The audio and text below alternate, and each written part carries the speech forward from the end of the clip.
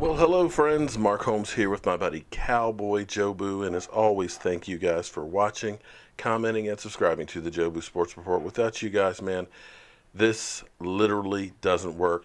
Welcome to this Monday night's edition of the Jobu Sports Report. Man, it is always a pleasure to be here with you guys, and gotta tell you, it's kind of sad tonight with some news. We know that Dwight Clark has passed away. And to start this show off tonight, I want us to have a moment of silence. I'm not a 49er fan. Believe me, that catch that he made in the end zone, keeping our Cowboys from going to the Super Bowl, was a terrible thing. But I'm 52. He's 61. He died today. So we're going to Jobu a refill early, and we're going to have a moment of silence for Dwight Clark.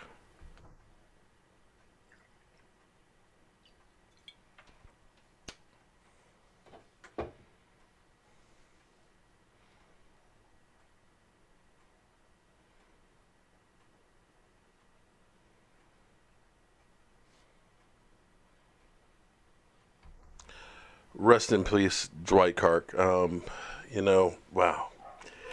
That catch, I was knee deep in high school when that happened. And I got to tell you, boy, I can remember it like it was yesterday. And of course, you can hear the dogs. Somebody needs to let the dogs out, apparently, because they're barking at somebody. How's everybody doing tonight? I hope you guys are having a great day. It's another Monday without football. But, guys, it's getting close. In fact, let me go ahead and change up here. And 96 days, 19 hours, 21 minutes, and 28 seconds until the Dallas Cowboys kick off with the Carolina Panthers. Hard to believe, but it's coming that soon, guys. The season is getting here. We're in the last week of OTAs. Next week is minicamp, and then we have that 5 weeks where we literally just hold our breath and pray that none of our players get into any trouble. Yeah, Michael, you know what? I'm a crazy man. I don't sleep much. I do put up a lot of videos and stuff because, well, quite frankly, there's always some stuff going on with the Cowboys. And, the great thing is I can just pop a video just about anywhere I'm going and, do what I do. Now, tonight might be a little bit different type of show. Tonight might be Troll Fest. Kumar, who is a longtime subscriber to the Jobu Sports Report, who is an Atlanta, let me take these off, it's too hot, an Atlanta Falcons fan. And he said before, he'd sent me emails before and told me how much he likes the channel because, I'm a diehard Cowboys fan, but, I keep... Oh, we're not open for business. Thanks, Sandman. The whole Dwight Clark passing kind of threw me off. But he took offense to me talking about Matt Ryan. And he sent me an email this morning and said, look, dude, stop drinking your coffee. Man, it's annoying hearing you. And I don't think I quite slurp that bad. But he's like, stop doing that, man. They don't do that on ESPN. And I was like, wait a minute. I know I've seen Stephen A. Smith drinking some tea on air before. Heck, some of the morning shows are actually sponsored by Starbucks. You see coffee cups all over the place. I'm not asking for any money. I'm not getting paid for it. I just love having my coffee. And I don't know if I'm, I'm one of those people, I can't think of what you call it. But basically, I have to have everything the same. I have a routine. And when that routine deviates, I'm screwed. I really am. Last Friday night, oh my God, Michael, bless his heart, he saved us because literally what I have in front of me, guys, I've got this computer right here, which controls this TV. I've got a screen up so I can see your comments, and then I have a screen up that shows me the video software. So if I go to another camera or check the sound and stuff, I have all that there. Okay, so I'm used to doing things that way. But for whatever reason, the monitor over here would not work. And we kept trying to get it to work, and I was just like, I don't know what to do. And I'm flipping out because it's like 10 minutes to the show. It's 5 minutes to the show. I'm like, it's 4 minutes late, and I'm just like, screw the whole thing. And Michael got it to work at least on the thing, and he was like, look, you got a bad plug. It's like, but I just bought that plug a couple months ago. It was $40. Yeah, a C cable to an HD cable. It can't be bad. I just been all kind of, oh, damn. And it was the cable. So I have to have a routine. So every morning, and that's why a lot of people say, man, you got to change stuff up, man. I'm tired of hearing, hello, friends, I'm Mark Holmes here with my buddy Cowboy. Listen, I don't have a teleprompter to read. I don't have a script. I go off of my head. So I'm on cruise control. So I know I drink my coffee, and I say, hello, friends, and that's how I do it, okay? I'm not real bright. So I have to do my routine. So he basically busts me out and says, man, you're an idiot, dude. You know, you got to be like ESPN. I'm like, ESPN sucks. They're going downhill, and I'm going to drink my damn coffee. Oh, thought I still had my coffee cup over here. I'd drink some more right now if I had some. Because that's what I do, and that's how I keep it consistent. So he said, watch it tonight. He has recruited some more Atlanta Falcons fans to come troll the channel. Okay. And I started thinking about this and saying, you know, we have lost something major here. We used to have the Philadelphia Eagles, the redheaded stepchild, the team in the NFC East who did not have a Super Bowl ring. You know, the Cowboys got 5, the Giants had 4, the Redskins had 3, and the Eagles had 0, the goose egg. And we had all of those wonderful jokes for years that we used on the Eagles that we just had to pack up in a box. But lo and behold, guys, we may have just gotten a reprieve. I know they're not in our division, but we've got a new redheaded stepchild to take care of. Wait. The Atlanta Falcons. Wait. How many Super Bowls have they won? Goose egg. Michael just asked, how many Super Bowls have they won? I know they've been to one. Goose egg. 0. Exactly. But, you know, they used to have, oh, my God, what was his name? Used to always wear the black jacket. Jerry Glanville. You know, 2 things that you never see in Atlanta? As much as he would always leave a ticket for Elvis and Super Bowl trophies. You never see him in Atlanta, do you? So I'm waiting for those Atlanta Falcon trolls as well as Kumar. You're all welcome here in the man cave. And I'm sure I'm going to have some more of those Eagle trolls that are pissed off because I said, and listen, it wasn't BS. I told the truth. What's happening, Chance? Sarah Green, that's my girl Sarah. How are you doing? I see Sandman. I see Boomer Sooner. I see Dallas Cowboy Talk. I see Michael Reyes. I see Leon Felton. I see John. I'm not even going to try and pronounce your last name. I see Rob Ramirez. Of course, you see Michael Anthony now right there. Shout out to Cliff. Yep, Dallas Cliff. Cowboy Talk. And make sure you guys subscribe to Dallas Cowboy Talk. Cliff and David, man, they're putting in some real good work. And if you don't, Cliff will take his arms and he'll crush you with them. We got Hawk Totem Pole. Oh, he's on We got Raymond. Boy, we got all kinds of people here on a Monday night. We got Joe. We got Ricky. Wow, let's say scrolling through. We got Zeke Pre-Elliott experience. We got Chaz Jewell. How you doing tonight? Sean Williams. We will start doing the drawings next week. I'm still so far behind from the draft. It's not even funny. We got Super Turk 43. What's happening with you guys? Man, we got all kinds of people in here. So beware of the Atlanta Falcon trolls. And let me know if you see some because, you know, I get talking and stuff and I miss a lot of the messages and things that are going in there. But, you know the difference between a dollar bill and the Atlanta Falcons, you get 4 quarters out of a dollar bill. Not out of the Falcons, though. But anyway, let's get on to our Cowboys. We have 3 OTA practices this week, and that's the end of OTAs. And then next week we have 3 mini camp practices, and then we have the 5 weeks off before they head off to Oxnard, the 24th of July, with the first practice being on the 26th. And guys, I cannot wait. Next month, our team will be in mini camp. Can you believe that? It's summertime. It is literally that close. And what I'm more excited about than anything is the fact that our Dallas Cowboys have gotten young. We are now one of the, I don't have the numbers because the statistics because it's not really out yet because the final rosters aren't there yet. Cowboys may end up signing some older guys and things like that, some of the younger guys that you brought in. So it's not finalized yet.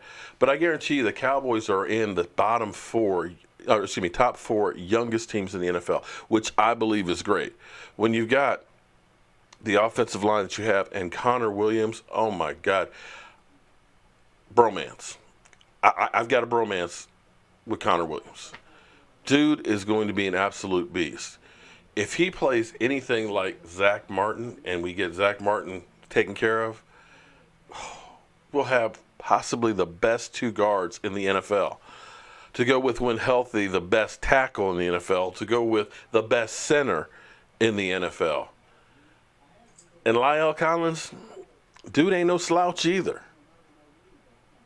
We get all that together, that young offensive line, the only person who's really got some age and some wear and tear is Tyron Smith. And I got to tell you, Tyron Smith, they haven't said it, but I guarantee he's lost about 10 pounds or took 10 pounds of baby fat and turned it into muscle. Dude looks cock strong, ready to go through a wall. Or maybe he's ready to be a wall because ain't nobody going through him. What's happening, Super Turks? Shallow Hal. Wow, Shallow Hal. We haven't seen Shallow Hal in a long time. Man, you must have finally gotten unblocked. Derek Young. Justin Quarles. Brethren is a habitual troll violator. Well, if I had $1 for every troll that we've had in here, I could quit my day job. Yeah, so you got that offensive line. You've got Zeke Elliott, who, God, let's face it, he got a little wear and tear on his body last year. Very little wear and tear. Those last 2 games he played in, sorry. He could have gotten some more wear and tear against Seattle, but for some reason they just didn't use him much. So, yeah. Which is part of the reason why the Seattle Seahawks are kind of breaking up. Yeah. But that is what it is. But everybody's worried about our wide receiver core and so on. And I keep seeing this comment from people who keep saying, we're going to be 7-9. We're rebuilding.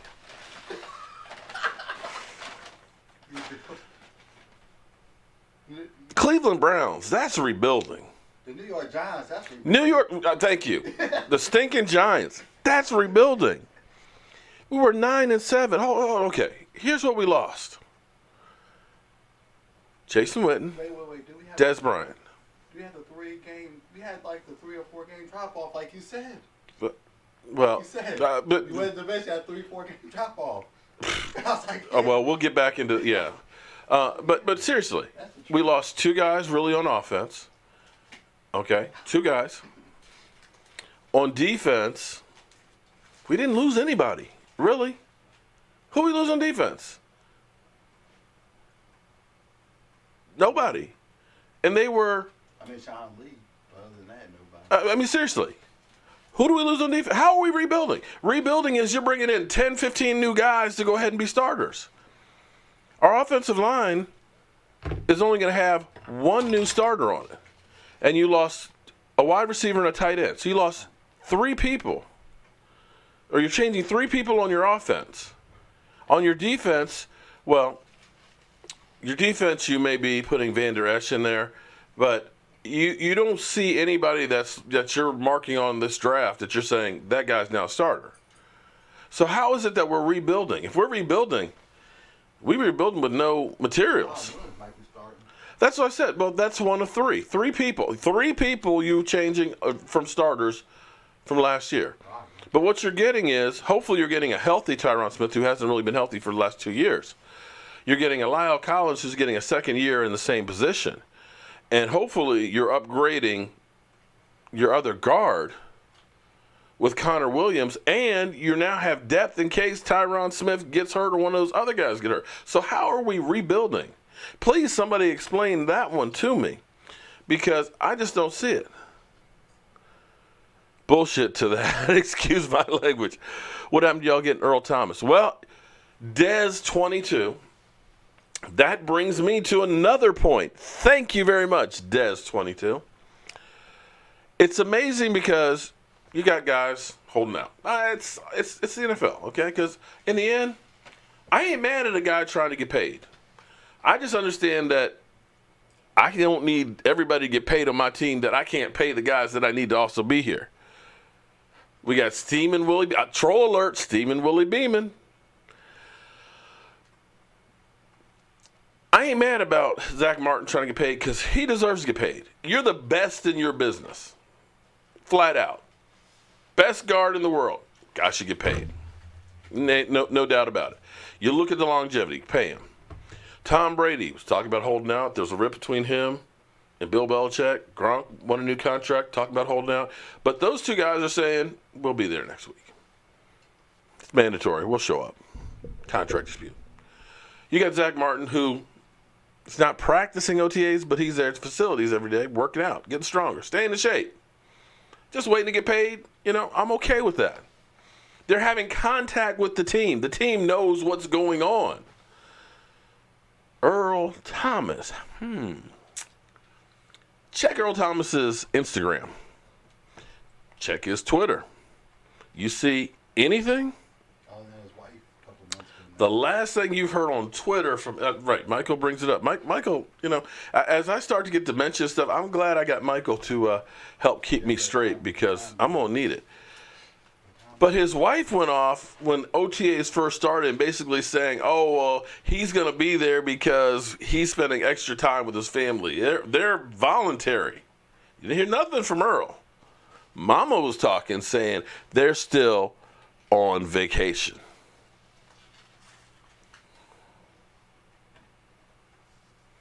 That was a month ago. All you've heard from the Seattle Seahawks is, oh, we expect him to be there. He's an important part of our team. We want a long-term contract. But I haven't seen anybody to negotiate with anybody. Haven't talked about a contract other than in the media. He's on his last year, and he said, unless I get a deal, I ain't showing up. We already know that Chris Richard, and we've seen already dividends from Chris Richard. There was no reason to get rid of Chris Richard. Chris Richard had that deep. Okay, yes. They were 13th in points last year. Given up. Every other year, the year before, they were 4th. 3 years before that, they were number 1 in defensive scoring. So you're telling me you had 1 year that's still in the top half of the NFL, and that's reason to fire you? If that was the case, Jason Garrett would have been gone long ago. This is all still the rift of, Michael Anthony brought it up, running the damn rock. Because if they had run the ball in the Super Bowl, they would have gotten that ring. There wouldn't have been the rift in the locker room where the defense said, you guys suck. You guys cost me my ring. Richard Sherman brought that up all the time. Cam Chancellor brought that up. Linebacker that left brought it up.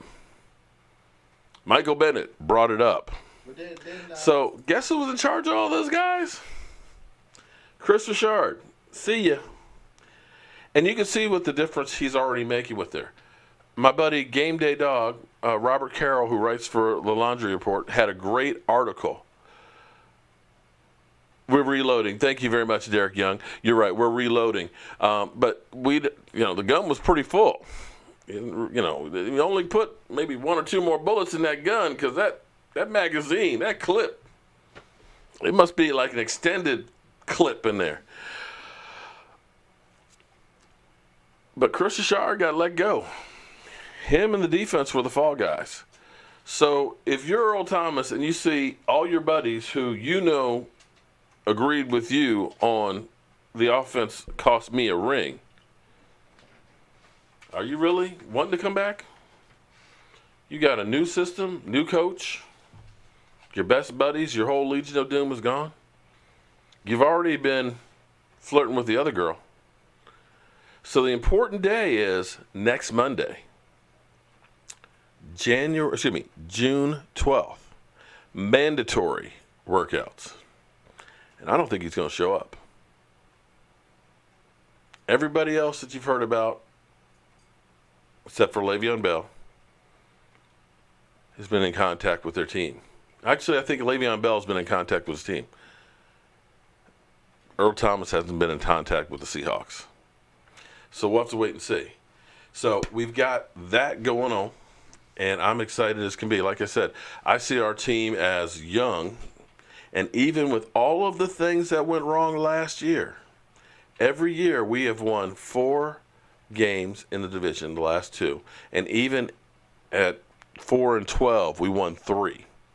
We takes care of business in our division. We always have a winning record. We do that, we're in pretty good shape. Now, what the Eagles took offense to is... let me make sure, because I want to make sure I have the numbers right. See, that's the thing I try and do. I don't just pull stuff out of my rear end. I try and at least come up with a a theory, damn it. A theory, and have some numbers backing it up. Okay? And what the numbers will tell you, since 2004, the winner of the division, on average, drops 3.61 games the next year. It's the truth. Only 2 times has a team not gotten worse after winning the division. And that was the Giants in 2011. They went 9-7 2 years back to back.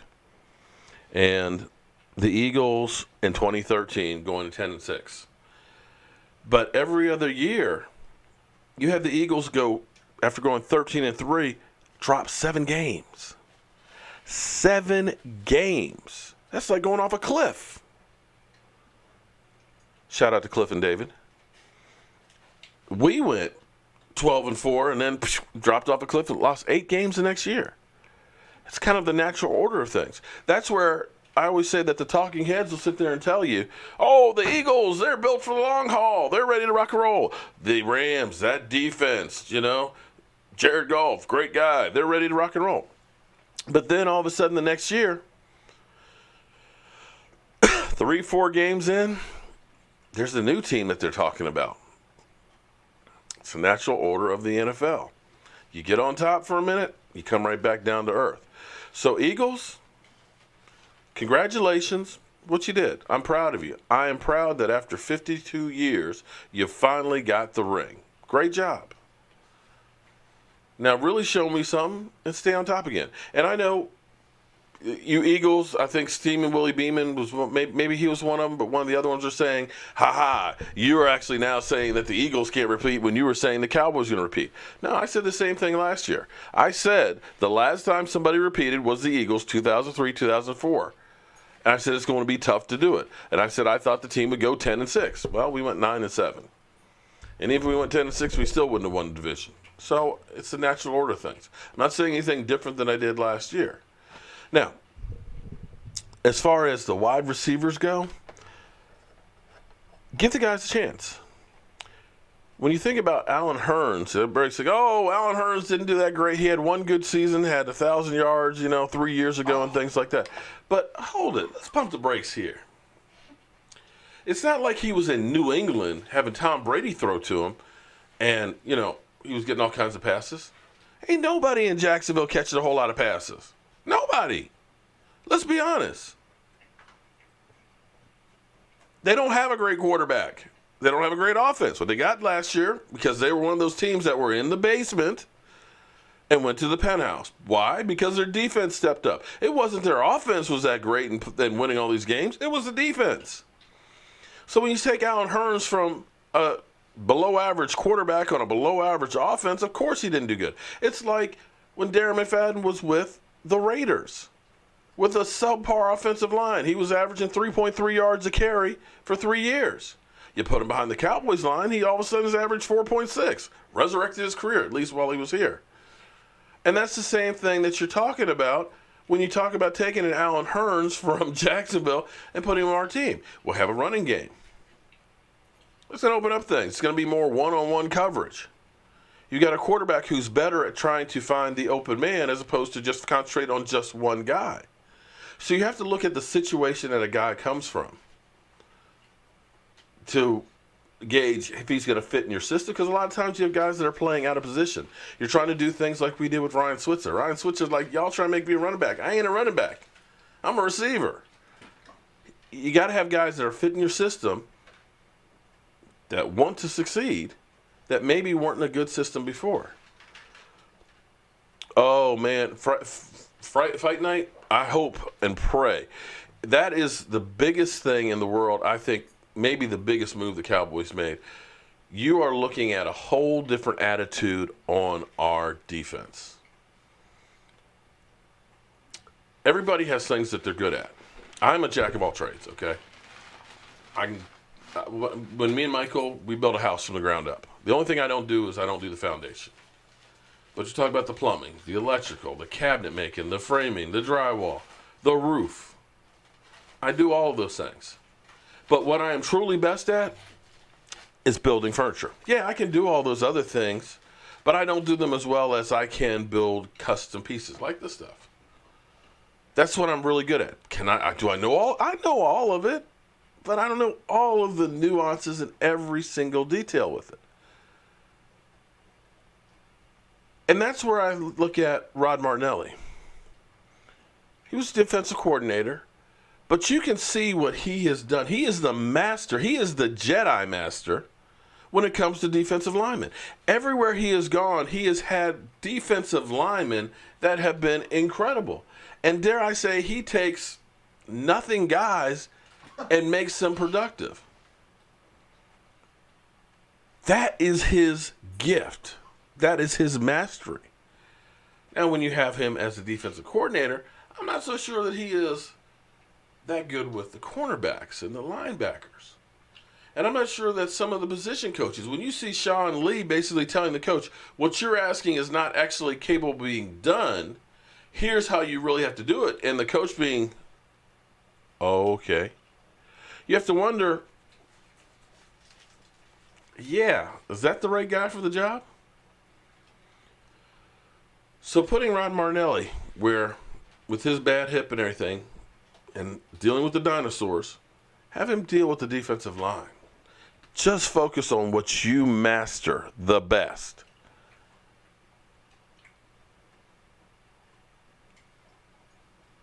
Get Chris Richard, who developed, and it's not like Seattle had a bunch of number one draft picks back there to work with. Some of those guys were late round draft picks. He took those guys. He knows his stuff when it comes to defensive backfields.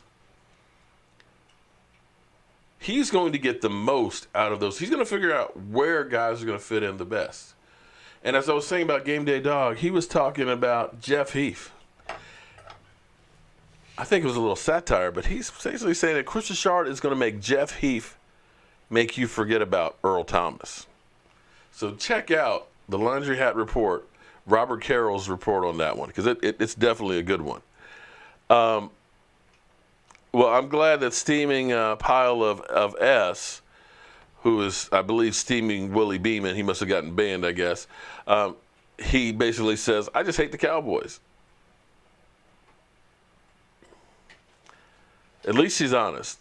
But he sure must love the Joe Boo Sports Report, because he is on here every single day like clockwork, man. So I'm happy about that.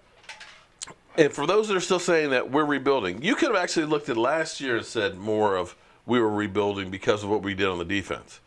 We literally got rid of 4 starting defensive backs. 4. Wiped it all out. Brandon broke down Carr. Morris the Glass Man. Claiborne. Barry Church. Got rid of all those guys and started all over with all young guys, basically.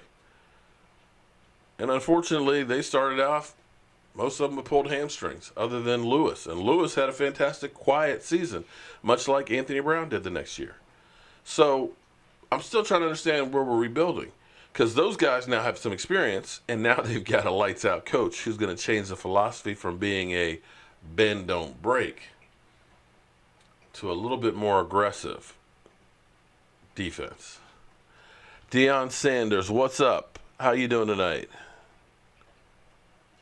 I would worry about the Cowboys if they're able to get an NFL quarterback. Okay, all right. You know, we'll revisit our quarterback a little bit later, but it's funny. Here's a little tease for a video that's coming up. The funny thing is, one of the biggest knocks on Dak Prescott is they say Dak can't win without a running game. Okay.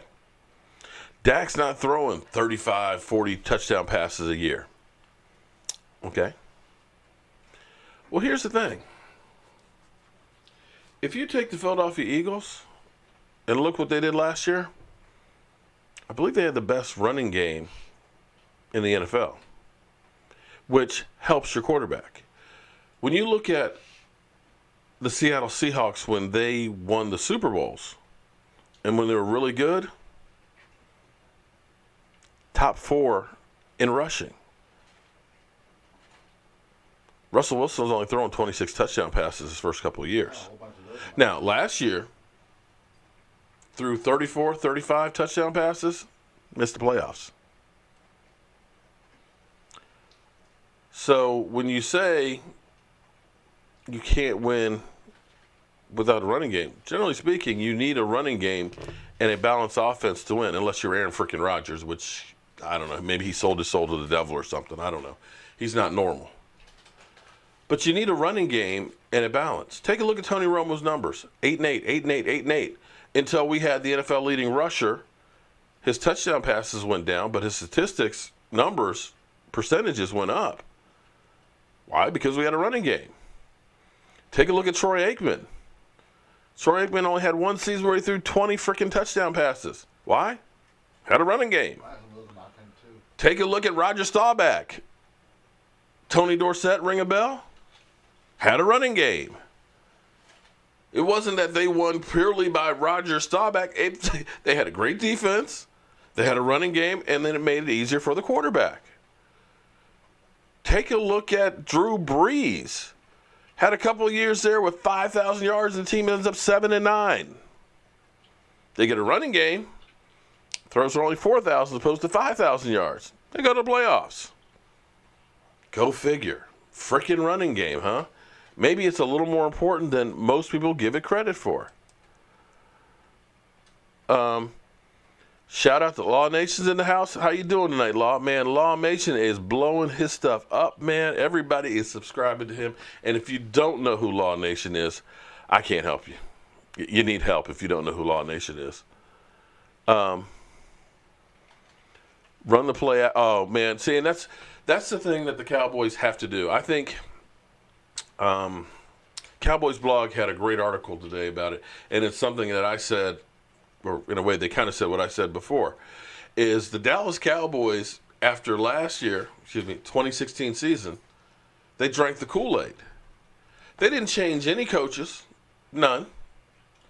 They said our offensive line blew the doors out of people. Zeke's rushing 4.9 yards a carry.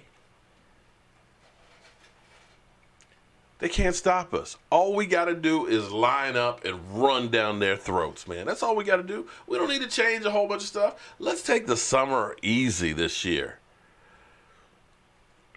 And as Cowboys blog went through it, and read the article, they basically broke it down to the percentages of places. They're in field goal range. They're running the ball. 9 times out of 10. They've got to be very predictable, but they figured it's okay. We can run the ball. They can't stop us. They weren't creative. And you could see in All or Nothing when Zeke Elliott was being stopped by Denver, he got that 13-yard game. It looked like the coaches were deer in the headlights.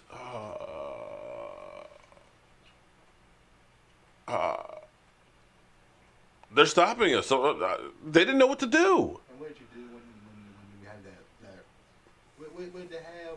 That storm? What did you do when That they was had that storm warning? Yeah. What did you do? Nothing.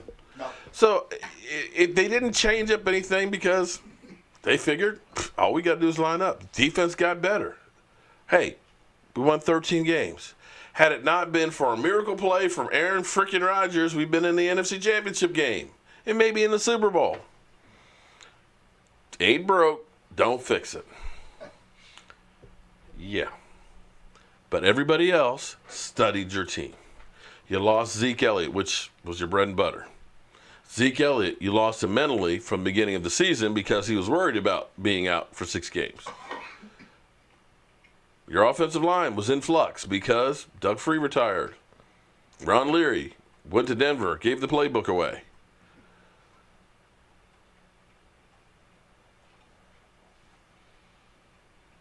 And it was a lot tougher for our team. Fat Cat, you know what? I'm tired of everybody saying if Dak struggles. How about the whole team struggles? Because that's what it was.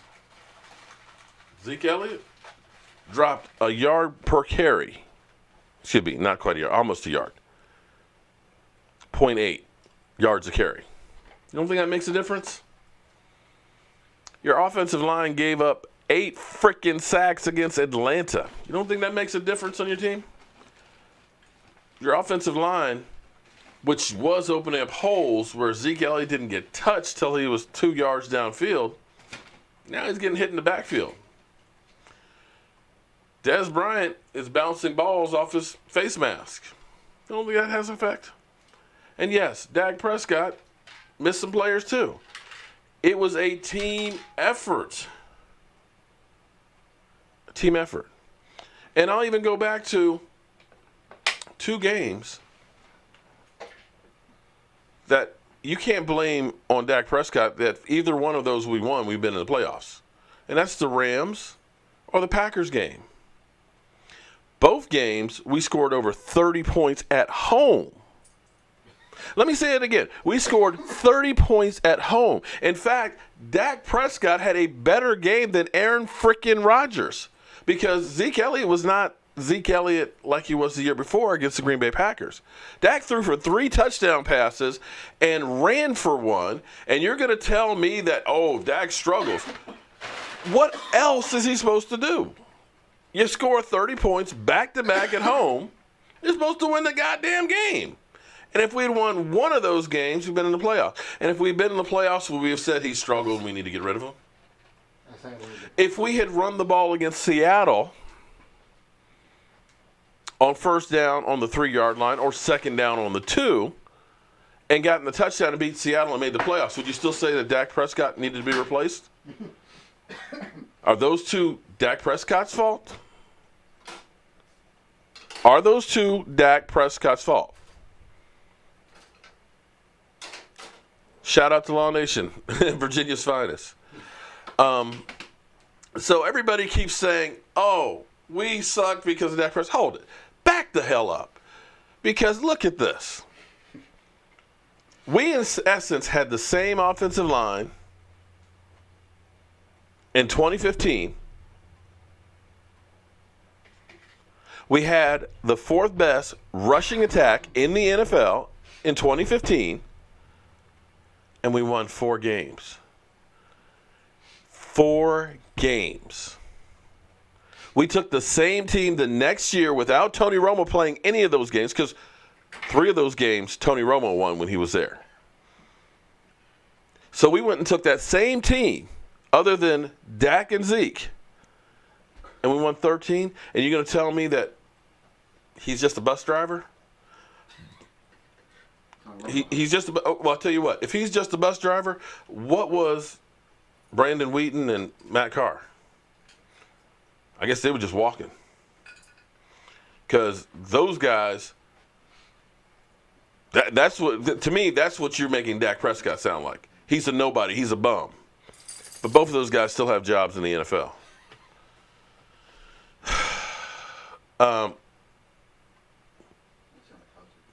And so when we get the running game going, and hopefully the Cowboys realize our ass is on the line. We got to do this stuff right now. Or else we ain't going to be here. That they're going to try some changes. And the fact that you see the different coaches that are already doing things differently. 3-13 in the house. Okay. Wheaton sucked. Yeah, MD Scotty, there's no doubt about it. But Brandon Wheaton then turned around and went to Texans, and in 2 weeks of practice ended up winning 2 games for him. So go back. Oh, man. Is this just like everybody hate on me night? Say what? Is this just like everybody hate on me night? Do we have the stinking New York Giant fan in here? Oh, man. Damn. Don't tell me he's golf for you. Probably golf for it. Yeah. So we've got, let me make sure. Let me see if I keep count. We got Atlanta Falcon trolls. We've got Eagle trolls. We have New York Giant trolls. So when does that change? Never? Oh, man. Do I need to start talking about your team? Stinking Giant fan. You know you're about to have, you know your boy didn't show up for practice today, right? For OTAs. So? The head case that is Odell Beckham Jr. He has the right to refuse business. Cowboys packaging. Just let Dak do it all this talking and BS. Okay. You're right. Well, I can't wait for him to go ahead and do it. But unfortunately, season's not here for another 96 days, 18 hours, 41 minutes, and 35 seconds. So all we can do is talk. It's just I get up to here with all this stuff, talking about Dak and how bad he is. It's like deja vu where it's Tony Romo all over again. And you guys forget about the scrubs that we had, the Quincy Carters, the Chad Hennings, Vinny Testaverdes, Drew Bledsoe. I mean, we even had Ryan Leaf. Guys, think about that. We had straight up stiffs. For a while there, we were like the Cleveland Browns when it came to quarterbacks. And if you do get rid of, where are you getting a quarterback? What are you giving up to get one? Kirk Cousins got what, $28 million? Teams are giving up multiple draft picks to move up just 3 slots. And I don't think we're going to be 3-13 where we're going to have a chance to get one of those.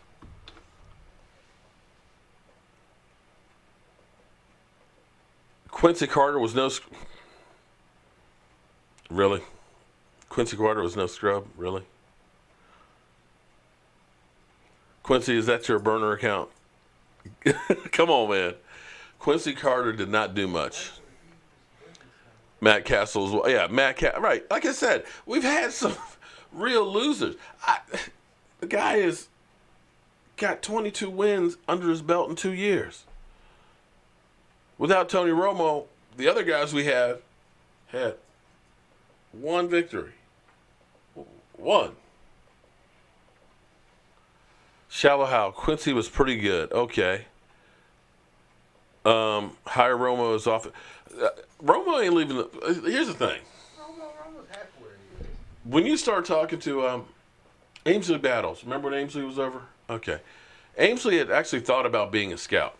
But basically, he's like, the schedule that you work and you have no, and I mean no, job security. Football it's like a traveling road show. Not just for scouts, the coaches, the players. It's literally 365 days a year. Now, they'll do OTAs and stuff this week and a mini camp next week. And really, the only time they have is that 5 weeks between mini camp and training camp. But from then on until the end of the season, your life is nothing but the NFL. You have Tuesdays off. Yeah, okay, but your body is so screwed up. Mondays, it's just a chore to get out of bed. Tuesday, you're getting treatment. That's your day off. Wednesday, you're back at practice. Thursday, you're back at practice. Friday, you're back at practice. Saturday, you're traveling or you're going to the team hotel and having meetings all day. And Sunday, you're playing. You have nothing but football. Your family doesn't see you on a regular. And you have, of course, the end of the season until, boom, OTA start. So you literally have 5 weeks right there. And then you've got about, depending on where you are, if you make the Super Bowl or not, anywhere from 2 months to a month of time that's your time. And so he looked at it and is like, I'm not sure this is really what I want to do. Being a coach is difficult. So for Tony Romo to give up a multi-million-dollar-a-year job, And call him the Super Bowl. The Super Bowl. where everybody loves you, And call him the Super Bowl. where you've got a guaranteed contract to go being to take a pay cut to be an offensive coordinator. And not call him the Super Bowl. Right, he's gonna be right. He's finally gonna go to the Super Bowl. He's gonna call the Super Bowl. Exactly. So the idea of getting Tony Romo to come out of the booth, he ain't coming out of the booth for that.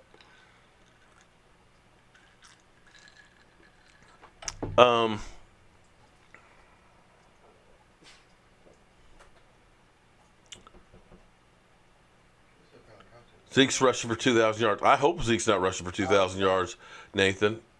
Oh, my God. Please don't let him rush for 2,000 yards. Take a look at the year after guys have rushed for 2,000 yards and tell me you want him, and then tell me you still want him to rush for 2,000 yards. Who's that guy who played for the Ravens? Who thinks had CTS? Jamal Lewis.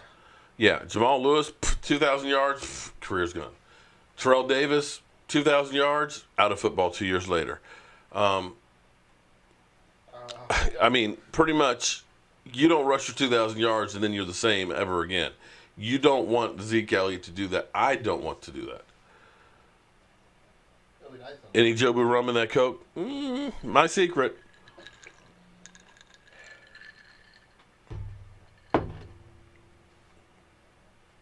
There's ESPN, Mark. Okay. That's 28 touches a game. 1,500, I'm okay with 1,500. Okay?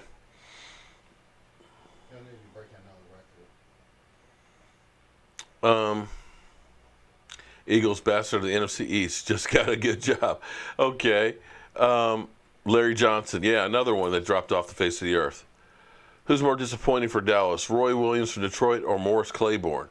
Ooh, wow. I'd have to say Roy Williams because we gave up 2 number ones. At least Morris Claiborne, we only gave up 1 number one in a second. So by math, you got to go with Roy Williams, but both of those were bad moves. That's why I never say trade up in the draft, not in the first round. You don't ever trade up. It's risking too much. Mark Holmes, where is your brother? Which brother? I got one that's in Hawaii. I got one that's in Virginia, or one that's they're all over the place.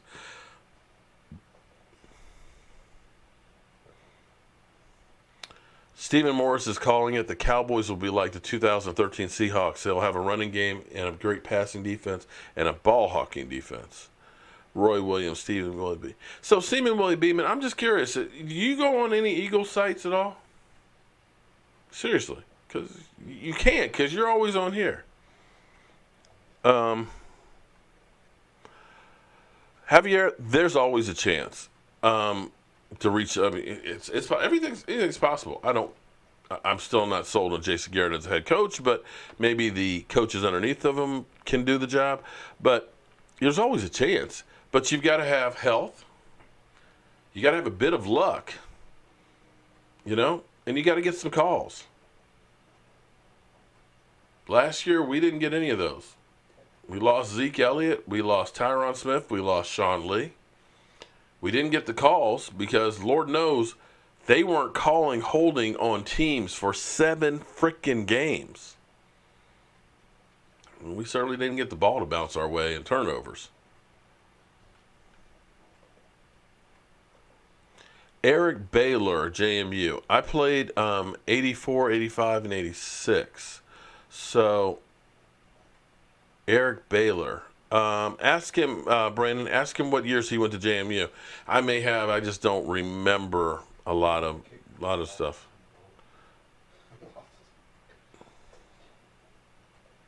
Well, Justin, it doesn't really, Justin, it doesn't matter. You can point out figures and numbers and everything else, and it's like talking to a brick wall when it comes to Dak Prescott because they just don't want to believe it. No, can't be true. Nope, he sucks. How you doing, Kristen? Nice to see you tonight. Golden Heart City. Okay. Yeah, well, Gray, I wish Jimmy Johnson had been our coach for a while longer than he was. Here it was. Jerry Jones got crazy and let go of a coach too soon. And now he's gone completely the other way and won't let go of a coach for too long. Yeah, well, Jason, unfortunately, here's the thing. I've never been a Jason Garrett fan. We all know that. I have buried Jason Garrett over and over and over again. But at this point, burying him doesn't do us any good. Jason Garrett is our coach. Same way Dak Prescott is our quarterback. Bitching and belly moaning about them right now, it's not going to help us any. We need to support those guys. We need to put out the universe that we believe in them. We need to kind of be the 12th man behind them. Have some faith. Then if they don't do it at the end of the season, okay, well, go back to bitching and moaning and seeing if we can do something about it. But right now, ain't nothing we can do about it. They're going to be our coaches. Mark's happy juice. I like that. I mean, it is what it is. Checking something here real quick because I want to try something here. We're going to try something a little bit newer than what we have ever done before here. And I'm going to see if this works. Because I may... Hang on for 1 second, guys. See if I can pull it up.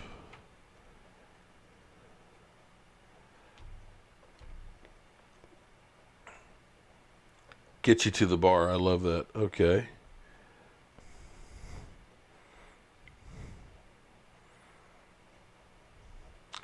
Trying to see if I can actually get my feed on my cell phone because I'm trying something out here. I'm not completely ready for it, but I'm trying. I want to try this tonight. Okay, so Mike, are you busy at the moment? Can I get your help for just a second because I can't actually see. I can't actually pull it up on my phone, my live stream. I'm actually going to go to the other set, and I just want to make sure that they can still see me and hear me because I won't be able to get the comments for the last 5 minutes of the show.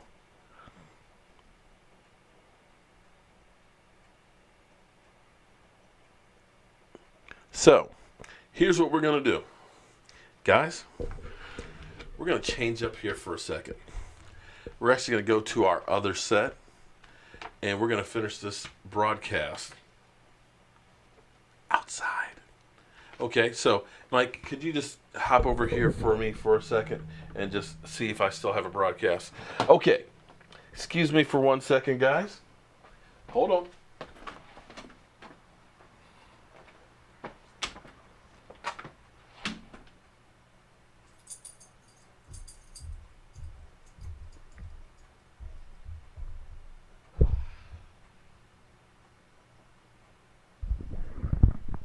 Okay, guys, hopefully the camera has actually come on, and I want to introduce you guys to our latest addition to our Joe Boo's Man Cave.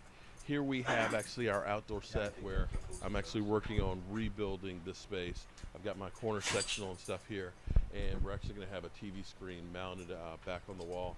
and we'll be doing live streams during the season from right out here, or having just fireside chats with some of our buddies from DMV Blue and But the thing is, there's Cowboys. nothing on the I mean, TV. Cowboys Nation and everything else, and foots and stuff. So we'll be actually chilling out here. And this for me is very, very therapeutical. I don't know if Michael is actually in there seeing if I'm actually still broadcasting.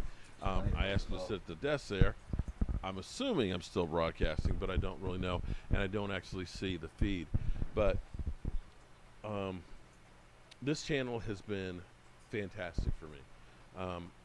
I've never thought that I would be doing some of the stuff that we've been able to do There's nothing on the with it, OPS software. and I'm constantly trying to evolve, get better, and so on. Am I being seen? Can you see? No. You can't see me? Nope. Nothing? No picture? There's no picture. Not of you. Not what you're doing though. Okay, look, turn around. Nope. Still no picture. Okay. No, it's showing what's in here, not what's outside. Okay, hold on. Because all I see is this. Well, I wish you had sat out there before. Okay. Ah, there we go. You're probably too far Thank away. you. Probably too far away. Like, oh. Okay, thank you, Michael, for finally getting up and checking this out. And let me turn the fire down some. So, this is going to be our other set. Don't want to fire up too high. This is going to be our other set where we'll actually have game day. We'll have fireside chats and stuff like that. We'll be doing some different broadcasts and stuff and things. And for me, this spot is very, very therapeutical. I come out here, end of the day, have a little drink, sit down, relax, contemplate life, think about what I'm going, where I'm going, what I'm doing, and so on. And think about, of course, nothing else but the Dallas Cowboys. You'll notice that the glass rock that's in here is actually blue and the top is gray, so it looks like cowboy colors. And it's just really, really relaxing. And this is what football used to be for me and for the country. Football used to be the great equalizer, that no matter where you came from, what you did, on Sundays, it didn't matter. You see a person wearing cowboy gear, what's up? I don't care, you know, black, white, grizzly gray, whatever. Dog, chill. And that's what America was about. And unfortunately, Working now. I hate that somehow football has become a wedge issue. I love this country. I love football. Football, Amazon code. That's what I need. like anything, has bad parts about it. Football, That's working now. I'm looking at it now. you look at some of the players, what their bodies have gone through, what they have sacrificed for football. I'll equate it to being disabled like a lot of our soldiers are. Mental health issues, brains that are screwed up, bodies that are screwed up, getting out of bed. But it's still something that we all love.